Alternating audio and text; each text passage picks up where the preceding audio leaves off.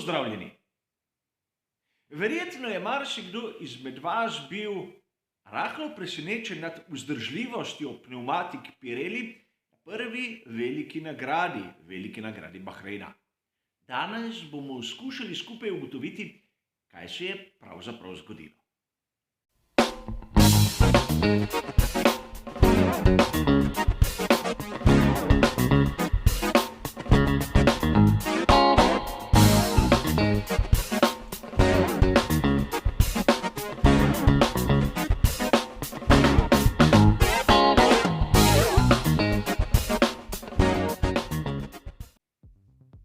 Verjetno smo vsi mi prej ali slej naleteli na to grafiko Pirellija, kjer nam poenostavljeno razlagajo, da najmehkejša pnevmatika, pa ne glede na izbor, je tista, ki omogoča najhitrejši krog, ampak zaradi tega ima tudi najkrajšo življenjsko dobo.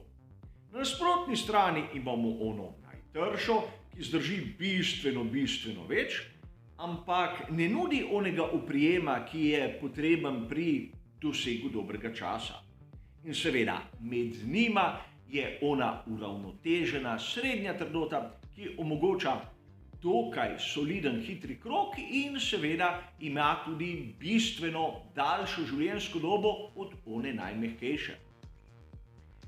A seveda, to je veljalo nekako do lanske sezone, kajti na prvi dirki sezone 2022 smo videli nekaj čudnega.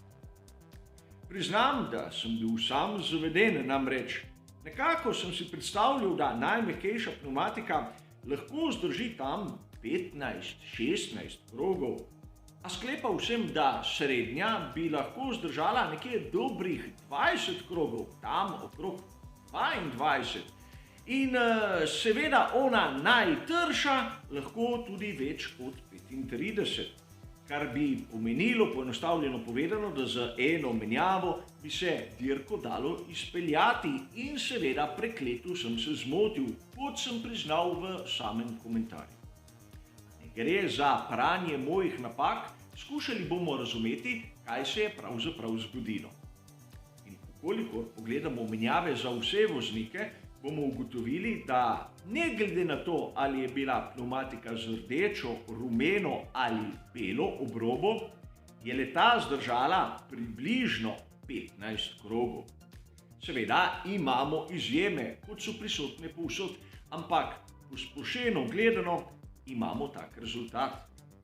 Seveda imamo menjave, ki so se zgodile bistveno pred tem, okrog 11. kroga, imamo menjave, ki so se zgodile tudi kasneje, tam okrog 20. kroga. Ampak nekako, če porazdelimo dirko, vidimo, da en set pnevmatik, ne glede na mešanico, je v optimalnih pogojih zdržal četrtino razdalje. Zakaj je tako, če so že pri samem Pirelliju dirko razdelili nekako na tretjine? Videli bomo lahko v nadaljevanju, da vzrok za to sploh lahko niso same pnevmatike. Najprej vam moram nekaj priznati. Namreč gre za moje osebno razmišljanje, ki je povzeto po nobenem tujem viru. In to pomeni, da se lahko kot običajno presneto motim, kajti do teh zaključkov sem prišel doma na kavču s tistimi podatki, ki so na razpolago nam vsem.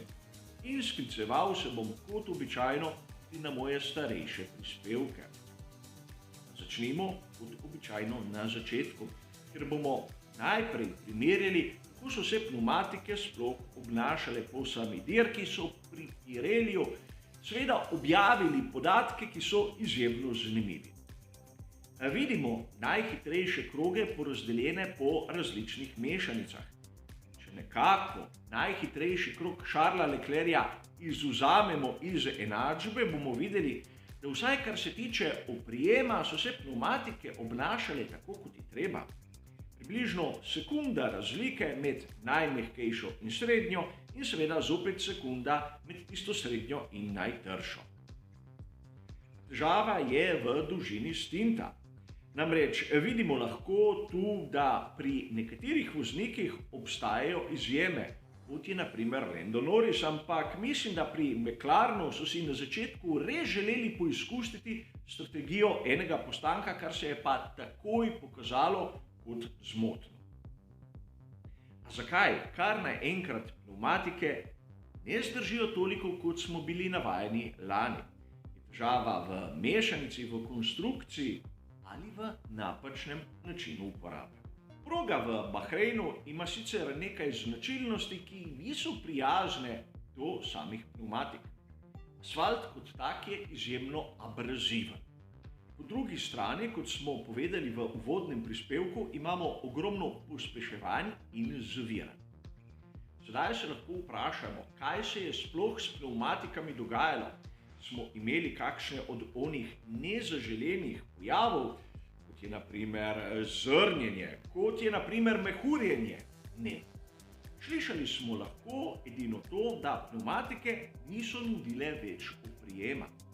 Torej, lahko smatramo, da je šlo ali za navadno obrabo ali za degradacijo.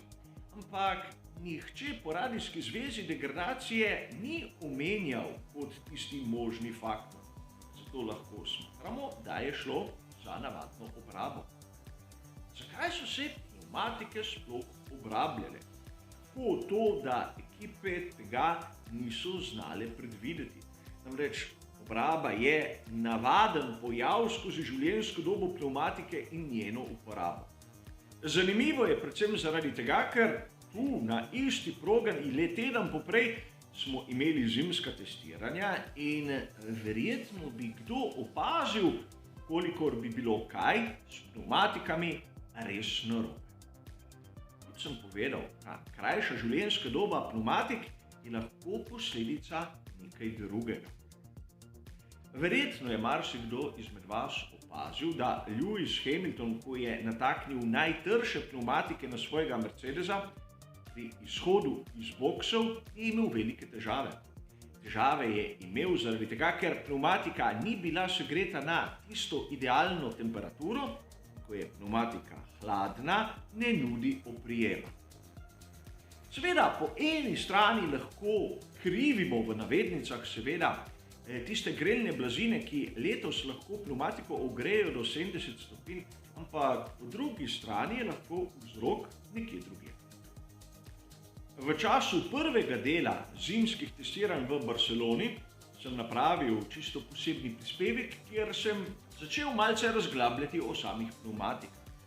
Govora je bilo o dimenziji, govora je bila o spremembah in malce smo pogledali tudi na tlak. Seveda Pirelli tudi tokrat pisuje tisti minimalni tlak v pnevmatikah. In zanimivo je bilo, da na progi v Barceloni je bil ta tlak nižji od tistega, ki smo ga videli v sezoni 2021. V prednjem paru koles niti toliko ne, šlo je za polovico funta na kvadratni palec, ampak v zadnji osi je bil tlak nižji za 1,5 funta, kar je izjemno veliko.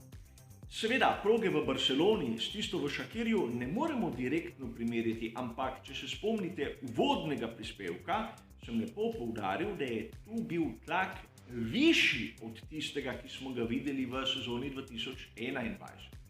In zopet za 1,5 funta. Torej, kaj se je zgodilo? Zakaj že na zimskem delu testiranja smo videli povišan tlak v pnevmatikah Pirelli? Je tu kakšen resen razlog na strani pnevmatike ali je vzrok drugje? V Barceloni smo lahko videli, da so se bolidi Formule 1 začeli obnašati rahlo bizarno. Namreč videli smo prve primere tako imenovanega skakljanja. In pnevmatika pri tem pojavu sama po sebi nima kakšne določene vloge. Ampak pnevmatika kot taka je tudi element blaženja samega bolida Formule 1. Namreč, ukolikor sila pritisne navzdol, se pnevmatika deformira in tako tudi zniža, kar se tiče same višine. Kako se pa drugače pnevmatika greje, če jo ne deformiramo pri pospeševanju, zaviranju in seveda v tistih dolgih ovinkih z naslovom.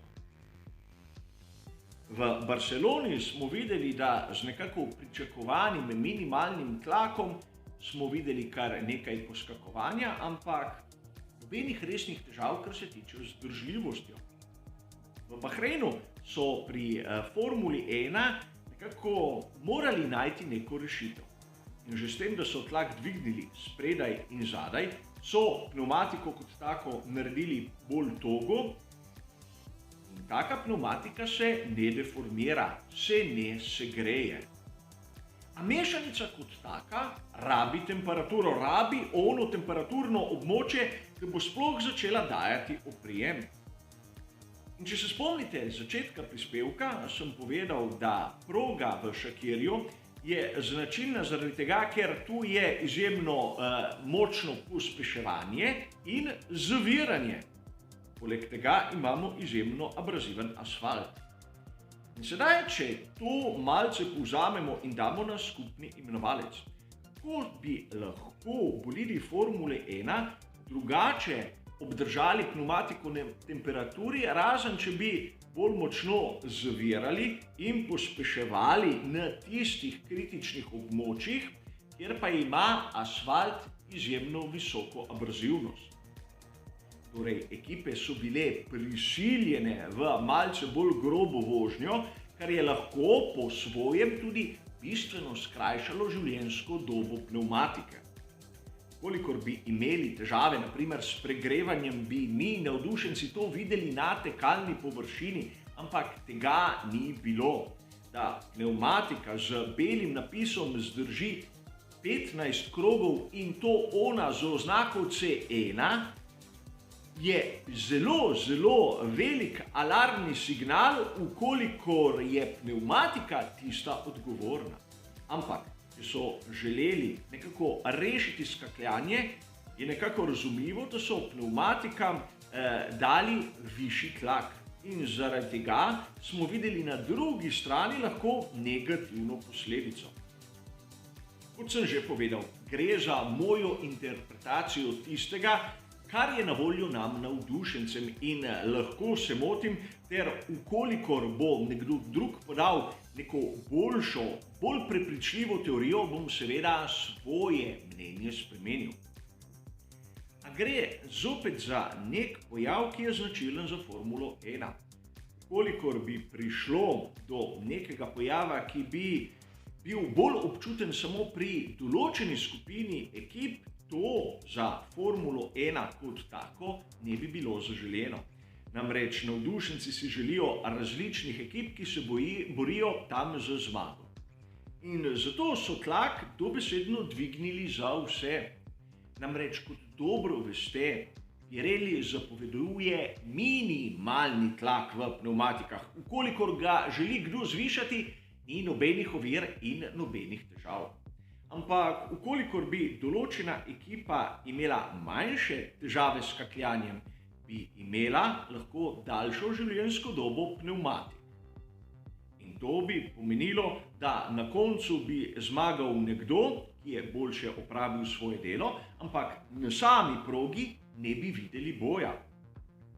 In verjetno to je v glavnem razlog, zakaj so pri Pirelliju tlak dvignili proti pričakovanjem. Ampak že na naslednjih dirkah bomo takoj videli, ali imam prav ali ne. Do takrat pa, kot običajno, hvala za vašo pozornost ter seveda nasvidenje.